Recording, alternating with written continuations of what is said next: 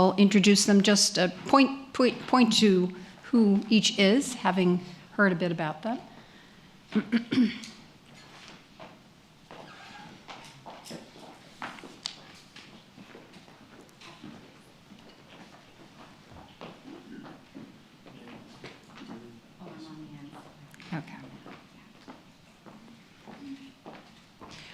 Okay, without further ado, we have Harriet Senni at the end, and Ken Lustbader, and Peter Rinaldi, and Lisa Conte, who will be running the conversation. So. Hi, everybody. Thank you, Jan.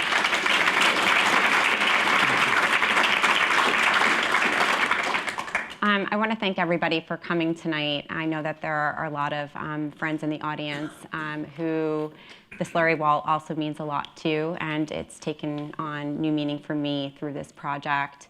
And I also just want to single out my colleague, Joe Graham-Felsen, for his participation, contributions, and unending support throughout this project, so thank you. And we'll turn now to a conversation. We'll learn a little bit more than we already have during the course of the past 20 minutes about the Slurry Wall and the work of Harriet, Ken, and Peter. And then we'll be very interested to learn a little bit more about what you find to be curious about this really special wall and other aspects of its preservation and history. So we are going to go back in time a little bit here from the Slurry Wall and the video to learn a little bit more about our panelists. And I was going to start with Ken so that we can maybe set the scene for historic preservation. And you have a long history in historic preservation and kind of in thinking about why do we preserve buildings and places. And I was hoping that you could talk a little bit about your experience working on the preservation of sacred sites prior to 9/11 and how that work informed your thinking about the Trade Center as a site of significance. Sure. Thank you. Thanks for having me here. And I just want to acknowledge the film was wonderful, so I just want to give a round of applause. I should have thanked all of the people who are not on stage that participated in that project as well, so thank you for acknowledging that as well. So sure. Applause to all of them, too. It was great. So I worked for a not-for-profit organization in charge of their religious properties program.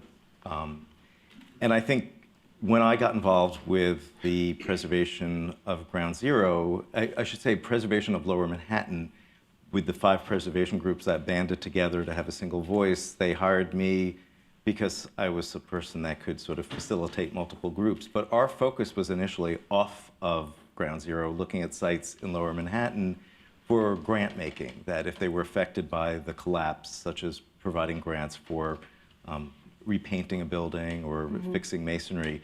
And it wasn't really until Anthony called me that the aha moment happened, and I was like, wow, this is big. Right. So I think what I was able to do, based on my experience with religious properties, was at least bring to the table a sensitivity of that this was a site potent with emotion and raw emotion, and that level of sensitivity, understanding it was a place of significance and sensitivity of memory, of people's sacred feelings and emotions about their own loss, and having multiple parties involved was also something that was very familiar with me from working with religious properties in the city and state. Certainly. And thinking about sites of significance in another way, Harriet, I was hoping that you could maybe talk a little bit about how your research became focused on monuments and memorials, what brought you to that, and also from your perspective, what is the purpose and function of a memorial today in terms of their importance to our communities? Sure. Well, I had just pretty much finished a book on the Tilted Arc controversy, Richard Serra's sculpture in Lower Manhattan. Just for my own curiosity, how many of you remember the Tilted Arc controversy? I asked that because the last time I taught a course at the grad center, somebody raised their hand and said I was 3. And so now I don't assume that. It's common knowledge. So that was a very toxic atmosphere around a work of public art. And I needed to get away from that. And I went down to see the Vietnam Veterans Memorial because Myelin had studied with Richard Serra at Yale and has acknowledged that he was an influence on the Vietnam Veterans Memorial. So I was really struck by, well, here's Richard Serra's sculpture that's an object kind of hate, and here's Myelin's memorial that has become such an iconic memorial that everybody seems to love. And when I was standing there, I was very much moved by the fact that I realized it was a pilgrimage site. My office mate at the time had just translated The Pilgrim's Guide to Santiago de Compostela, and I said the Vietnam Veterans is a pilgrimage site, and she said, oh no, and I said, well, tell me what's a pilgrimage site, and yes, of course it is. So I kind of took that away, and then I think after 9/11, everybody felt the need to do something, and what I do is teach. So I began to teach courses in memorials at the Graduate Center, and then subsequently at City, and then one thing led to another. Now, the second part of your question is much more difficult. What do I think is the purpose and function of a memorial today? Obviously, it's to help us remember. I also feel that certain memorials have an obligation to contextualize. The thing that I most wrestle with is whether they also should have a function to console. The Vietnam Veterans Memorial, has been pointed out, was our first memorial that had that function. And I'm not sure, in terms of how that's translated and come down to us, where we should be with it today. Thank you, Harriet. Peter, we are going to turn to some more practical concerns here for your question. And I was hoping that you could share with all of your friends from the Port Authority in the audience a little more about your history at the World Trade Center. I see many colleagues here. And how you got involved with the Slurry Wall. Well, I first started at the Port Authority as a young engineer, and the World Trade Center was still under construction. The main towers were up, but and the Slurry Wall was in place, but the rest of the buildings and the plaza were still under construction, and I was part of a team that was able to engineer some of the foundations and actually design some of the foundations for the World Trade Center. So it was a very interesting time. Like I said, the Slurry Wall was in place, but in 1993, it was the first time we really had a first issue with the Slurry Wall after there was a bombing, the first attempt to destroy the World Trade Center. You may not have known that at the time, but there was a concern about the Slurry Wall moving and partially collapsing because the bomb that the terrorists had planted had blown out quite a few of the floors and basement floors. No one saw that. That was something we were working on below grade.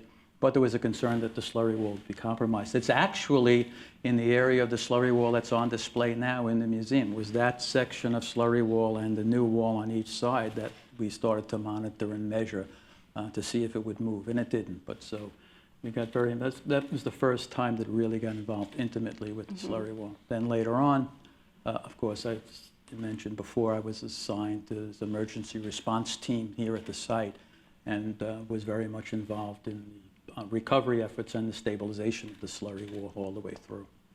Thank you, Peter.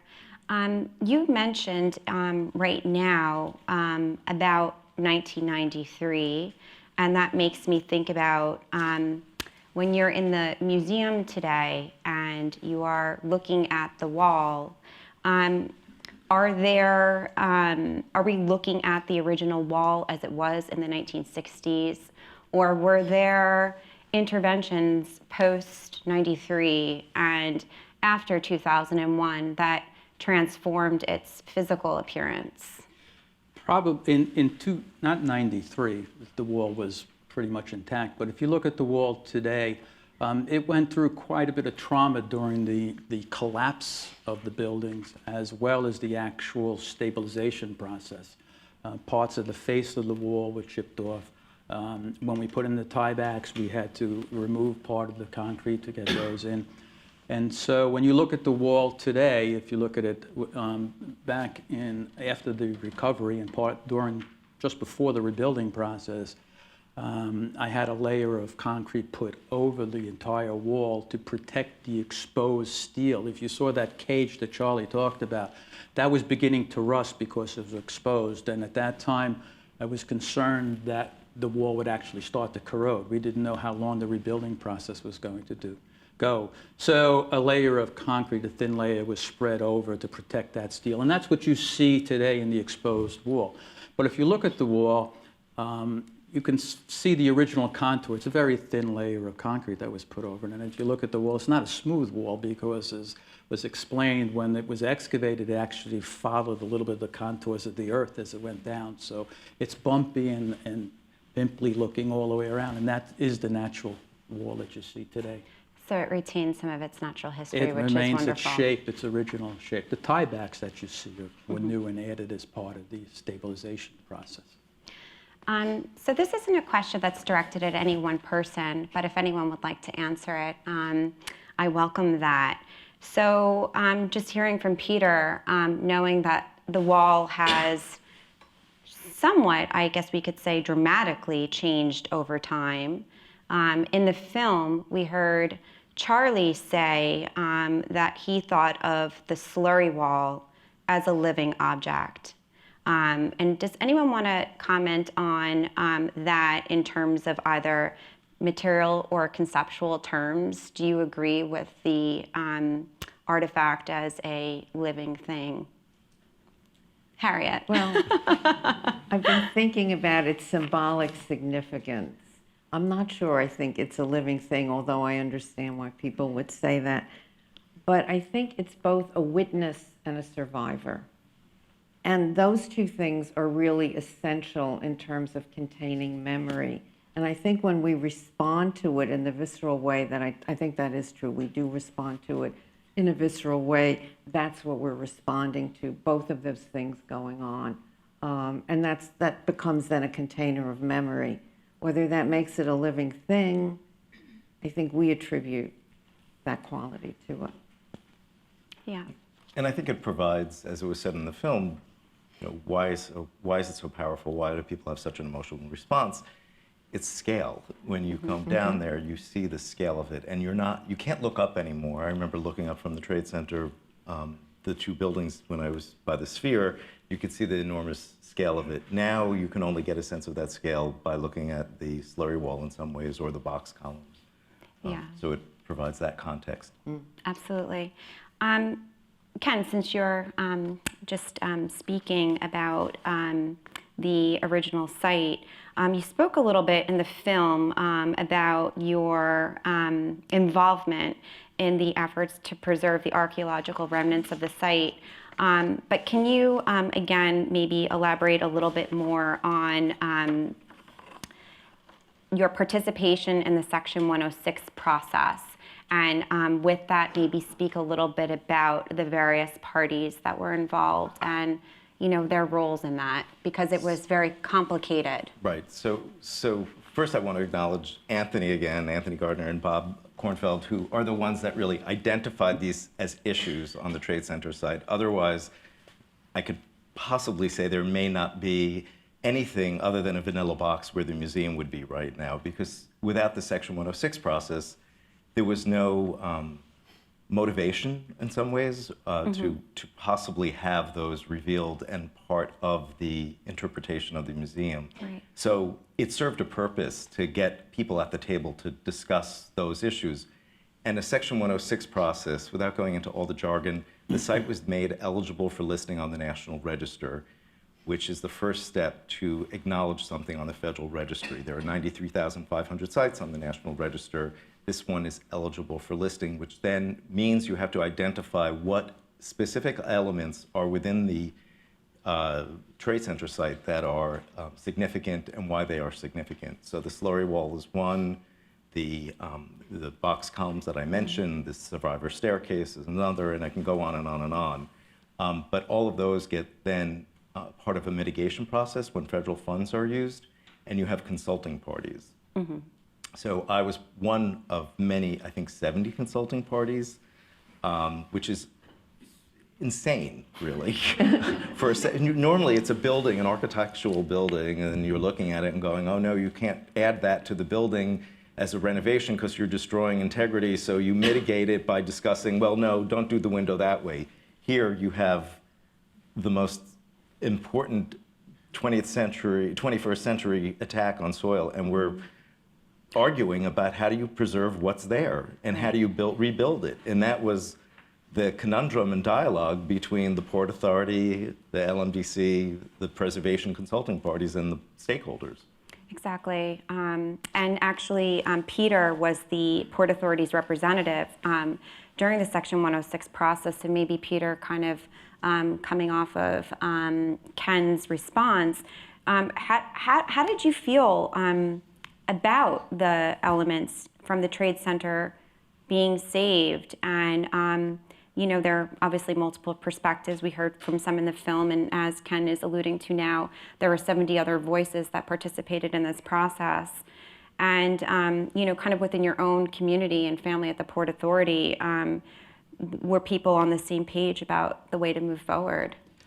Well, let's start during the recovery, because actually many of the artifacts that are here and displayed in the museum were actually gathered during the recovery process. So there was a feeling and a thought back after the buildings collapsed about preserving artifacts. And I give Bob Davidson, who was the chief architect at the time at the Port Authority, the foresight to put a small team together to start looking at that during the recovery. And many of the items that are on display here were recovered during that process. So we were sensitive to that, and myself also, I identified and recovered some of the large artifacts you have displayed here. But in the Section 106 process, it wasn't new to us. I think not the issue so much as preserving it, but how to preserve those artifacts that were going to be in situ or displayed in a way that also would allow the plans for the memorial itself and the rebuilding on the site to go forward. And as Ken says, that became a little bit of a discussion. But we were very sensitive to that at the Port there. We actually, before some of these artifacts were really identified, started protecting some of them with the idea that they might be historical significance, including the footprints. You know, we put protection over them.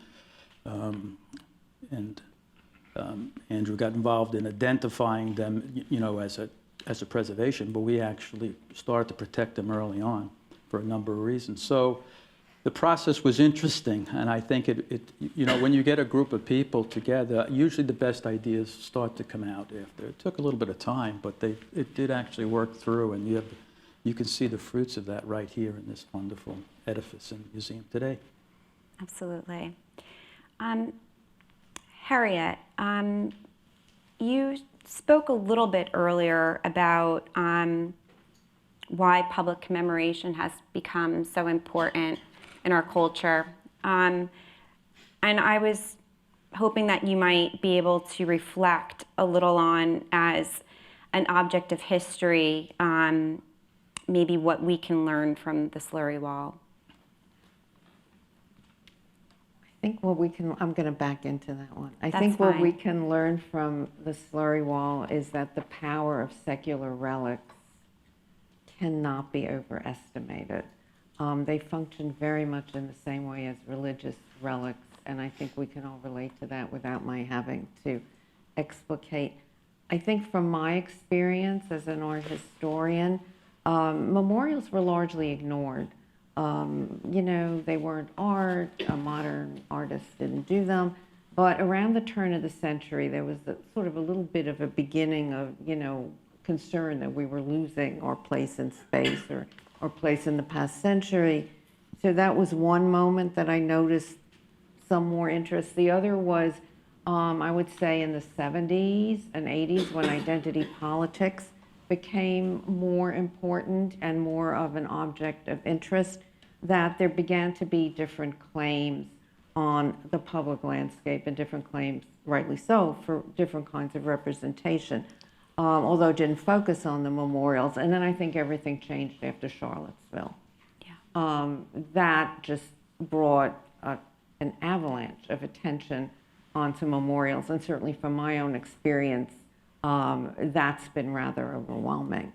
So for me, those were the 3 points where I think historically we could see, in the 19th century, of course, they were super important. Yeah, thank you, Harriet. So thinking about the Slurry Wall as a significant object, as an engineering marvel, Peter, and then the symbolic significance that it took on during the recovery period that we've been talking about. As you mentioned in the film, the rescue and recovery effort depended upon the stabilization of the wall. And during that effort, I was wondering if you might be able to talk a little bit about the energy on the site and the way that you were able to balance all the relationships between the various people and organizations involved. Well, I have to say, it was a tragic event, and everyone was there under an emergency response under pretty dire circumstances. But I will tell you, from the perspective of the people involved at the site during that time and the energy and the feeling that went on, everyone felt affronted by this and wanted to do something, from the people working the equipment to obviously the police and fire searching for people to try and find them, to us trying to figure out how we could do all of this and make it safe for everything that was going on. And the volunteers from the Salvation Army and the Red Cross that came down and the people that were there. It was just incredible work ethic, if you will, in terms of what was going on. In the construction industry, there's always talk about unions, and unions have these little fiefdoms of what you do, and you have the rules that you have to follow. All of that went away. Everyone became one big focus on what had to be done and to do it. And that part was exhilarating in the middle of this tragedy. So people worked. I actually lived in a temporary quarters there round the clock. We put our lives on hold, many of us. We were there 7 days a week. The site never shut down, by the way. It was one of those things that if you went away for a couple of days, it was like, I said, a week there was like a month anywhere else because of what was going on. And that was a testament to the end. People didn't want to go home. You had people sleeping on floors in schools and stuff around. So as a result of that, things moved much quicker than anyone thought in terms of the recovery and the search and removing the material. And it was because of that drive and that work ethic. And it was a purely American thing. And it was purely a New York thing, too, by the way. I say that because at one point, I'll share this with you, at one point the federal government with the Army Corps of Engineers was thinking about coming in and taking over the whole recovery process. And they came and watched what we were doing. They came to my Slurry Wall meetings, and finally they decided, okay, these guys know what they're doing. It's going along fine. Let's back off and leave this alone. So that's why we always said it was that camaraderie and everything that went on there during the site made things work. Yeah. Well, as the Slurry Wall, as a witness to this history and a container of memory, and thinking about this site, Harriet, I'm going to turn back to you. And think about what role site plays in relation to memorialization, and how do memorials, for example, that occupy generic public spaces, how do they differ from those like this that are on the authentic site of an event? I really like to say that the site frames the content if it doesn't determine it. And I think if you think of any number of memorials that you know, and even public art that you know, if you move them somewhere else, they mean something differently because they're framed by whatever their site is. And the authenticity of the 9/11 site is an essential part of its content. I can't possibly imagine you could have put it somewhere else. And that's been true of a number of Oklahoma City, say. They want to be where this thing happened. And we can feel the difference. Now, just in general, and I've been thinking about this a lot, and I'm curious, maybe somebody later can contribute to this. Why do we care if George Washington slept here? What difference does that make, really? But we do, right? We visit places, not only actual historical sites, but sites that feature in fiction, bridges of Madison County. People go there. No, seriously, because I've looked at some of these pilgrimage places, and I don't really get it. But I don't. That's why probably I'm still looking at them. But I think when it comes to memorials, there can be no question. Thank you, Harriet. Ken, just kind of expanding maybe a bit on what Harriet's talking about in terms of site, and thinking about the museum and the remnants within it as ruins. Why are sites of archaeology like this important? What can they teach us about the past, and what kind of memory do you think they generate? I should preface this by saying I'm not an archaeologist. However, since working on this project, I was working with a lot of archaeologists in Greece and Turkey, which sort of re-informed or re-educated me on sort of my innate interest in connection to this project, just because sites of archaeology tell stories, and you're deciphering what that story is. And in this case, it's contextualized because you're in the actual vessel that is the bathtub that this building has been built around and rebuilt. So I think that it provides an emotional connection, the visceral connection, in a really powerful way that you could not tell the story of the museum or the events and the rebuilding without being here.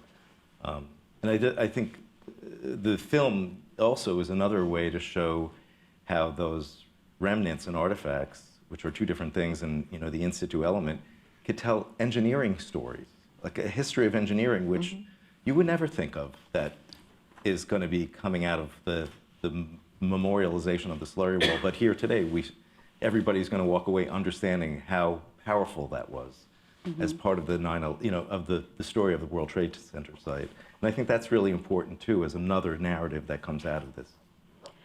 Absolutely. And I actually, one thing that is seemingly an aside, but I just want to say, we want to thank 1950s Italian engineering for the Slurry Wall. I don't think we've said that yet today. Those Italians. So that is maybe the one detail that we did not include in the film, but the technique was developed in Milan in the 1950s and made its, I believe, and made its way here for the first time for the World Trade Center in the 60s. Did I get that right? Yes. Okay.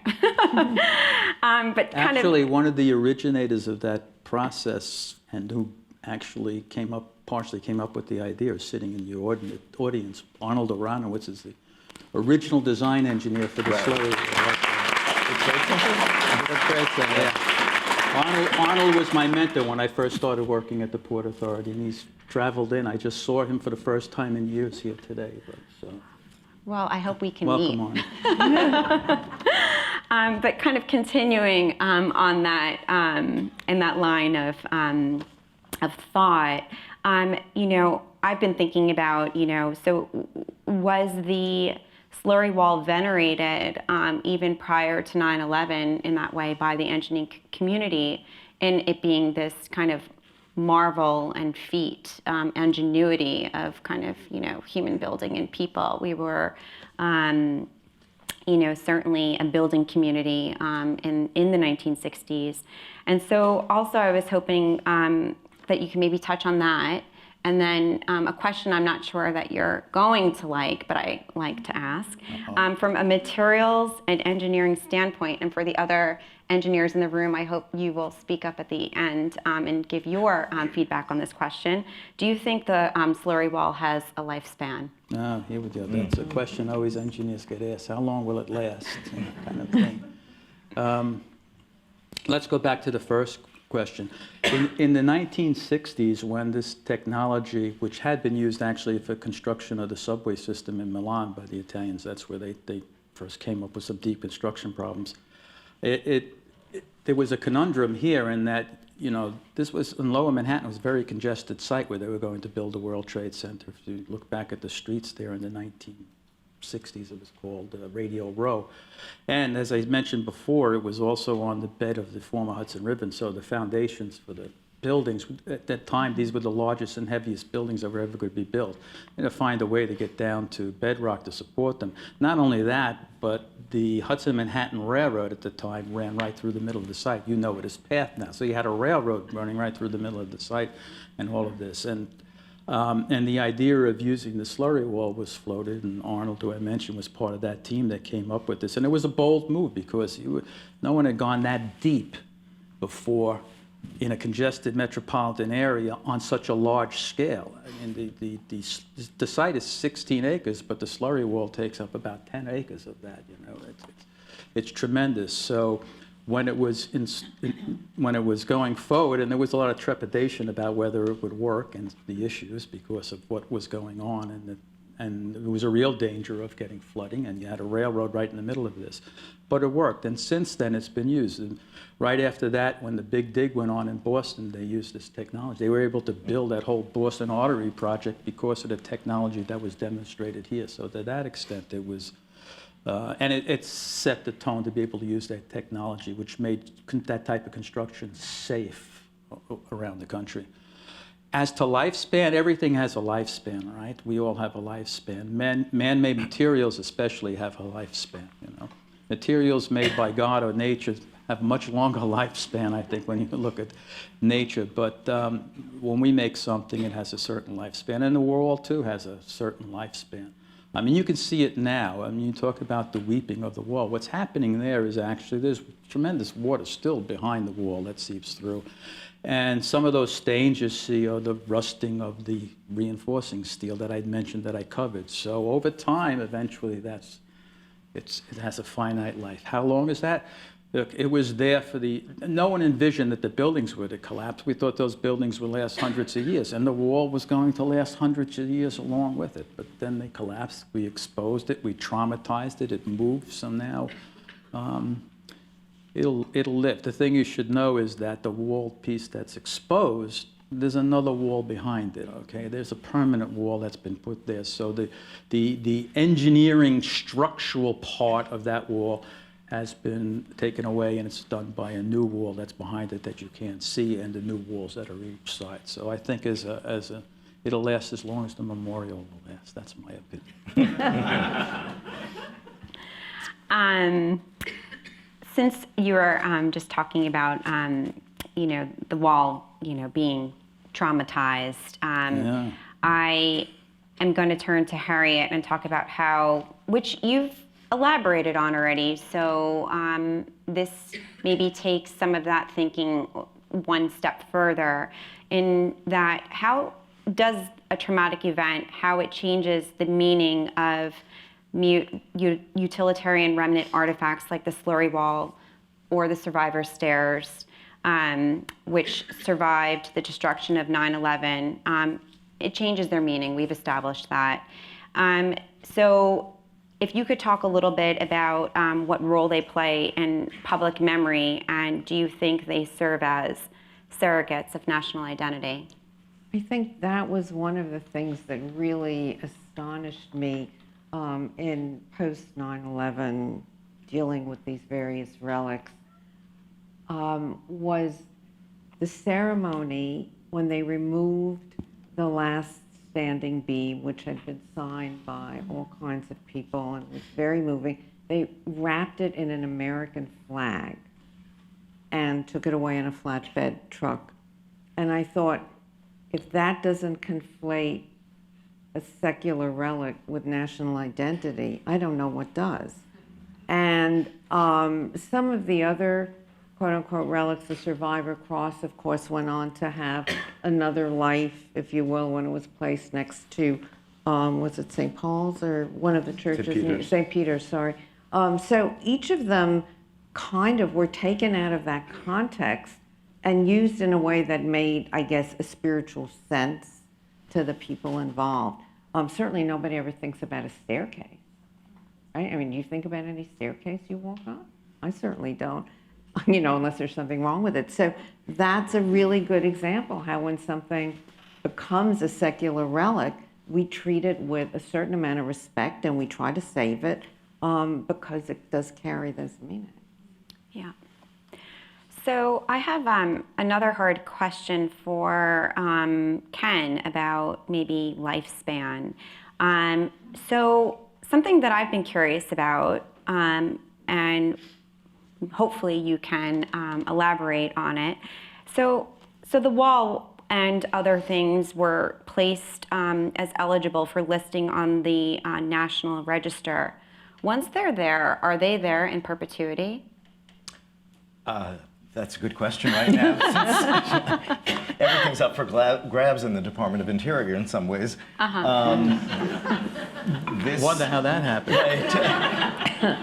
Another talk. and yeah, and the issues related to the National Register are actually questions were closed. I think it was on Friday for changes in the National Register. It is deemed eligible for listing on the National Register, but theoretically, yes, in perpetuity, it is federally recognized as significant for the reasons that are outlined in the Statement of Significance.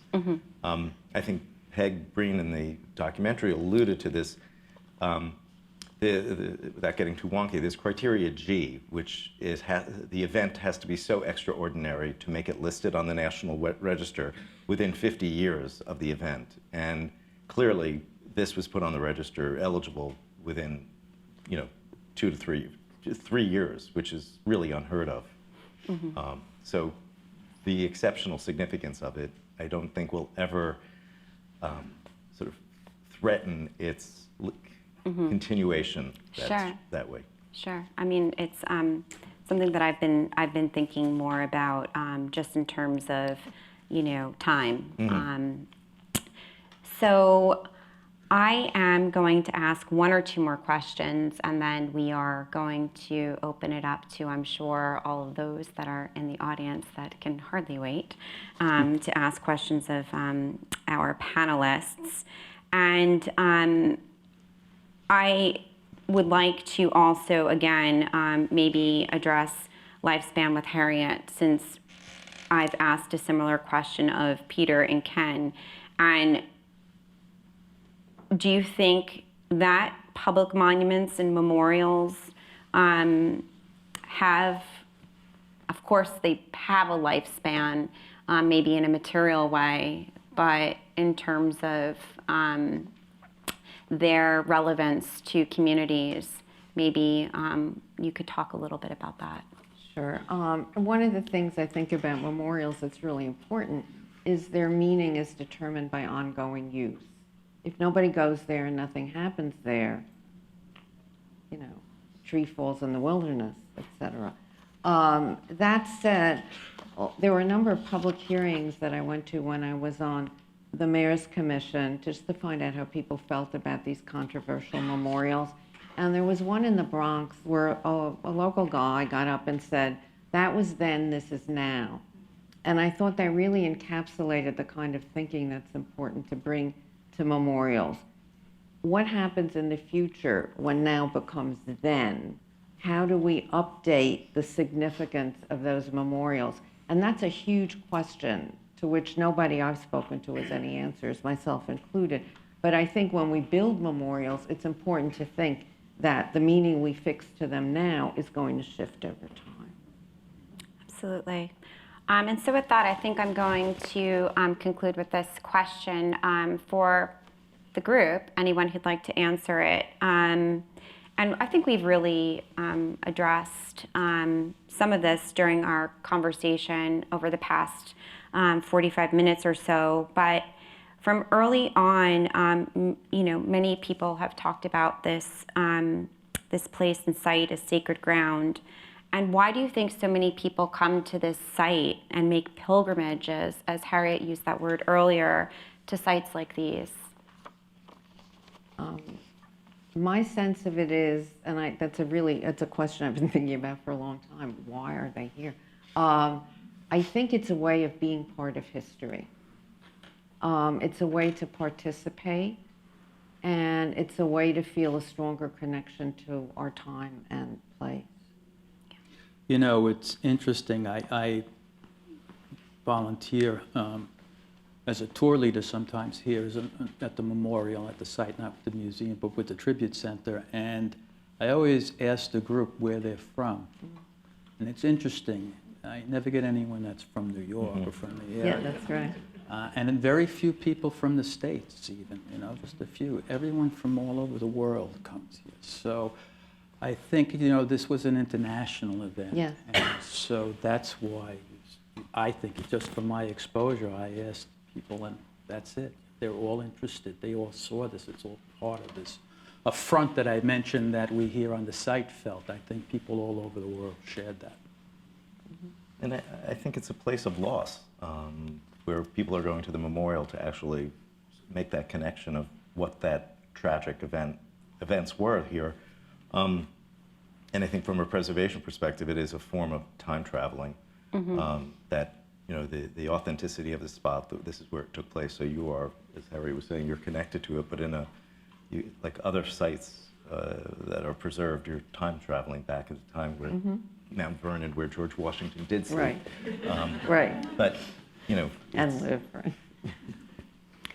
Well, I think that I have to thank Harriet, Ken, and Peter for helping us all to understand today a little bit more about this site as a sacred site, as a site of significance, and the Slurry Wall as a really important object in our history and understanding of 9/11, but also of engineering history.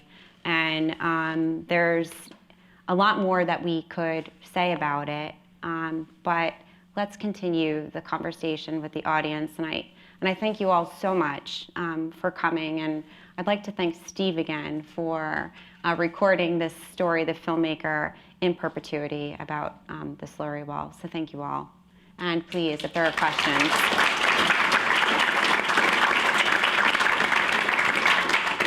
Oh, there are questions. And there'll be microphones going around. So in the front of the room. Sure. So, But there's just a microphone. Yes, thank you. for you, Peter, I don't know the difference between landfill and the bathtub. So is there a bathtub around Battery Park City? And why would that have collapsed if the Slurry Wall would have collapsed? It's interesting. The construction of Battery Park City is done in a couple ways. Actually, the fill that was excavated out of the World Trade Center is the lower third of Battery Park City, and that's contained in a series of cofferdams that it's an engineering thing that hold the fill in place, and then the buildings were built on that. The center is a slurry wall, the center section, and then the other section is on fill and deep foundation. So there isn't a slurry wall around the whole of Battery Park. The other thing that was a concern is that there's still the old bulkhead from Lower Manhattan is still in place there, and there are some buried connections there that do get to the river. As a matter of fact, there was the outfalls from the World Trade Center from the cooling system. There was a flume that went across the West Side Highway and then connected to the river, and part of that flume is still there in place and was in place in 9/11. So there were those concerns in terms of the connection to the river that gave us angst. So much angst, by the way, I didn't mention that we actually put concrete plugs in the path tunnels there right in September, because we were so concerned that would flood across to New Jersey. And there was a path up for the tunnels in New Jersey, go up and across at Christopher Street, and then they come around and go up the town to 33rd, but around 14th Street they intersect the New York City's IoT system, and you would have had a catastrophic flooding system. So that was the issue that went on. Over there? Yep. Hi, just a technical question. When you built the slurry wall, why did you only cover the western 11 acres instead of the 16 acres of the site? Good question. The difference was that the tall buildings with the heavy foundations were being built on the western portion of the site. On the eastern portion of the site, we were able to use conventional foundations, piles and caissons and stuff. Now, what happened in the rebuilding was the reverse. Okay, the memorial now takes up basically most of the bathtub, except where the One World Trade Center is. And now that area on the east side of the site that didn't have a slurry wall and excavated, now has a slurry wall and was excavated down to rock for the tall buildings that you see there. So it was kind of carried forward. And And Peter, could you maybe just also elaborate on, so the original bathtub had 154 panels, but what streets were deconstructed of those panels after 9/11? Because there was... Okay, the original slurry wall was, think of it as a rectangle, kind of, okay, with West Street on one side, Greenwich Street, and Liberty and Vesey Streets, for those of you familiar with the streets here. That's the box of the original slurry wall.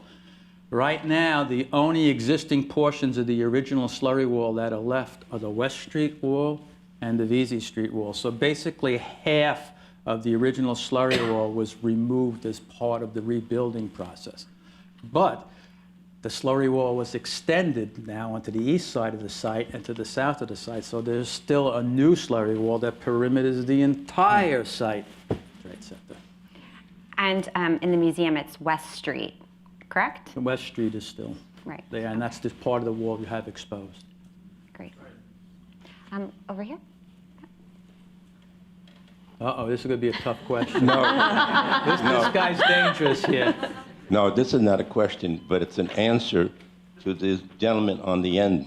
I started working on this in 1960, and we had 13 schemes of what to build here. And so the question really comes up, why a slurry wall at all? And why was it that size? Actually, our group, which Peter was part of our group, determined what happened. At that time, parking was required for any structure that was going to be built. And our group we had to determine how to build underneath the building to put parking. And what happened was, the water was very high, and either we had to put a very heavy weight of concrete to hold the building down, the parking lot down, or anchors. So what we decided to do was to excavate all the way down to rock, and because we knew that the rock was very impermeable. And this way, we went all the way down to rock, and we created a space 70 feet below rock. We didn't need that much for the parking. At this point, the path people came around and said, do you think we could move paths into this area? Can we use the same concept? So the geometry of the area was determined by path and the turning radius of the cars. That's how we came up. So we think of engineers as technocrats, but I like to say that engineers are really artists and innovators. Because the outgrowth of this really came out as an engineering design in order to solve a very practical problem. For some of you that might not be familiar with the original Trade Center, that space, which is now occupied by the memorial and where you see the 70-foot, there was actually what we called there were 7 levels from the concourse level down to basement levels. So there was a whole underground complex. It was one of the largest underground complexes in the world when it was built. And it included a train station, it included parking, it included office storage space, it included a large cooling plant and heating plant for the World Trade Center. That was all part of this underground infrastructure, if you will. And a lot of that has been recreated on the other side of the site for the buildings. You don't see that now, but there's a whole network that my colleagues still working at the Port Authority have been building and putting in place that resembles much of what was there in the 60s. You don't see it, but there's a whole underground world there on the other side of the site, much like it was in the 60s where the memorial is now. In the back? Has the construction of slurry walls significantly changed because of the experience with this one here? And its durability or how it lasted for now, moving forward?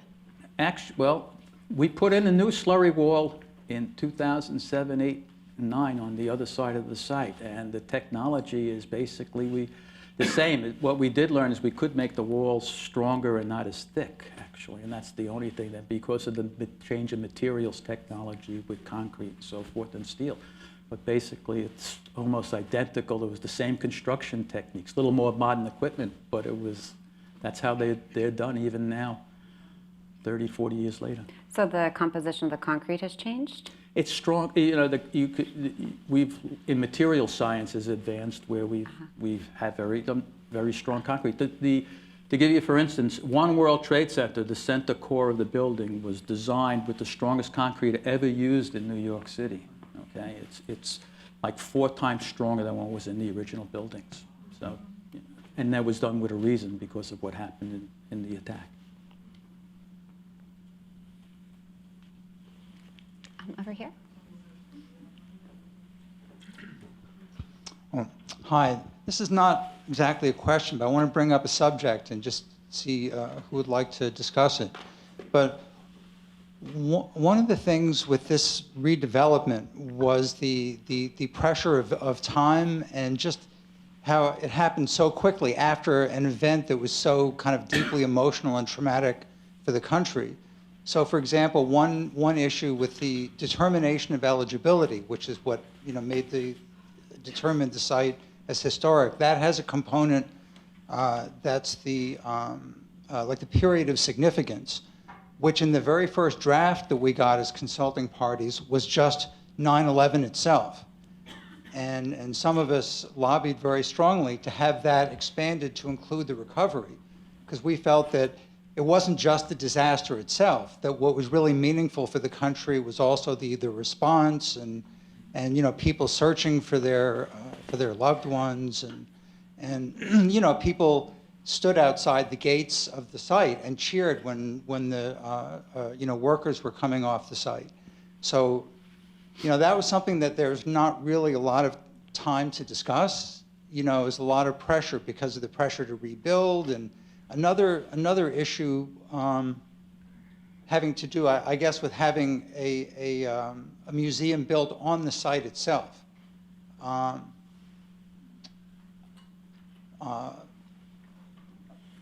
What was that? Sorry, I kind of lost my train of thought. But you know, building. That there was a sense in the community of like such a sort of trauma and loss in the community, and people felt that they had sort of taken a hit, you know, in their own like sort of backyard, and you know, they didn't want to have to sit there as you know, like while the world, you know, sort of created a pilgrimage site and sort of lose their own neighborhood. And you know, I think we felt strongly as consulting parties then that if you look at it with the perspective of 20 years or 50 years, this is all going to look different. You know, people didn't want to see anything that reminded them of the disaster. And you know, how do you make a memorial when you're trying to make it so it doesn't remind people of the thing? It's sort of the opposite of a memorial. I mean, I was saying a lot of people wanted it really to be an oblivial so that they wouldn't have to think about 9/11. And I felt at that time that it's sort of like when you have a relative that dies, and when you see their photograph, it kind of shocks you at first, and you almost, you know, want to turn it around so you don't have to be reminded. But you know, after 10 years or 20 years, you know, you feel good when you see their photo. And I just felt that, you know, with the pressure to redevelop, it was very difficult to have a rational approach for the redevelopment. Thank you. In the front.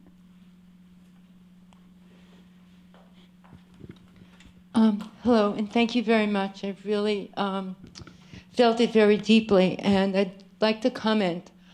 I've forgotten about this, but I just remembered. On the night that 9/11 happened, I was doing research or telemarketing for a major television station.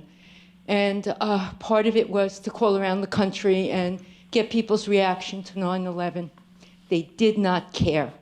I just couldn't believe it. You know, I kept calling and calling, and that was the major reaction. It was only until, let's say, the next day, where they were told how to feel, that they began to feel. That was my experience. Thank you for sharing that.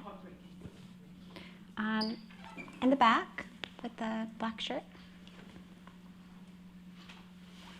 And we have about 5 more minutes, and then we can all chat afterwards if you'd like. The original Memory Foundation's concept by Daniel Liebskin had proposed to leave the bathtub open with the people down at Bedrock as a sort of memorial plaza and the Slurry Wall as the major feature. I recall that created a certain amount of anxiety among some of the structural engineers in terms of how that would actually be executed. And ultimately, a different design is what's been realized here at the site. So I was just wondering, Peter, if you could talk through a little bit what some of the concerns were with that and how the ultimate design addresses those concerns. Yeah, it's funny you mentioned that. I was with Daniel. I took him down into the site for that first time that he mentioned when he talked about being down there and looking at the Slurry Wall.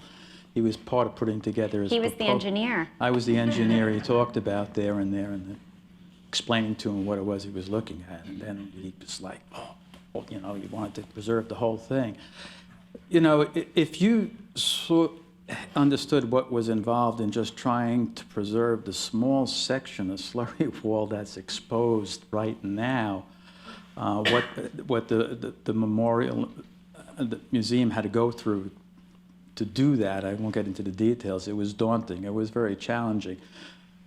That Slurry Wall in that basement was never meant to be left open. You know, when it was built, that floor system I described to you is what actually gave the support, the lateral support that George was talking about in the film that you saw, to hold everything up.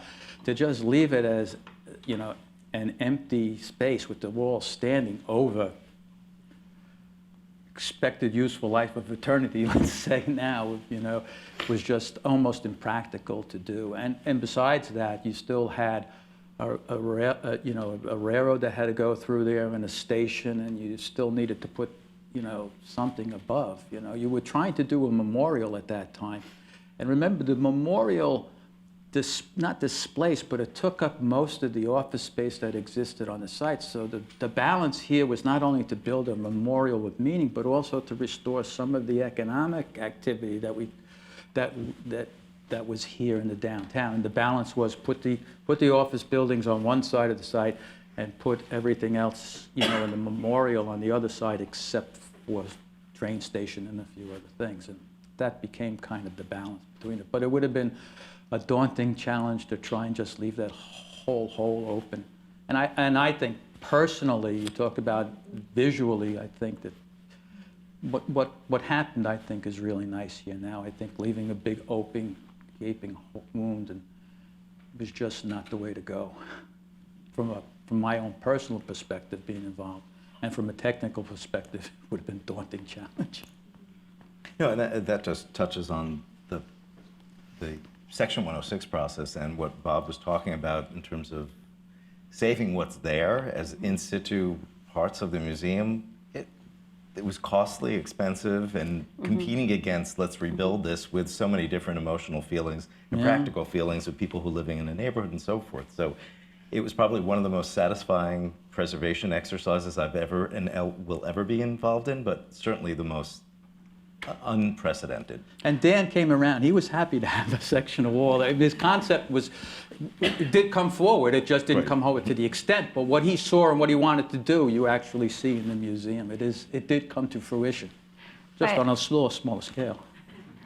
But thinking about archaeology again, you know, I think it was extraordinarily challenging because you are in the present looking at something and trying to also imagine its significance in the future. You know, in terms of its significance to history. So that was certainly something in that present moment when you needed to make decisions very quickly. You know, it's very easy to kind of reflect on and digest why artifacts maybe have significance, you know, once we've ascribed that to them. But in that moment, kind of working through all of that was tremendously complicated, and I applaud everybody who was involved in that process. So, one more question right here. Yep. Good evening. So if the Slurry Wall could be considered a ring of concrete, what prevents the water from seeping underneath and coming up in the bottom? Because this is not truly a bathtub. There was no slurry or concrete at the bottom to prevent water from rising up. Okay, here's a little secret for you all. rock seeps water, even though it's almost impermeable. It's not totally. And there was a series of drains built in when Arnie and his team designed it. There was a whole series of drains to let the natural water seep, and it was pumped out of the World Trade Center. There was some pumps, so water did come in. And that became an issue even during the recovery. When we got down to rock, we had water seeping in, and we had pumps going. So, and to this day, there's still water that seeps. It's not a large amount of water, but it is water. If you get water in your basement, it seeps in through the floor. If you think about it, that's a big basement, so that's what happens. Well, on that note, I thank everyone who came tonight. Go home and check your basement.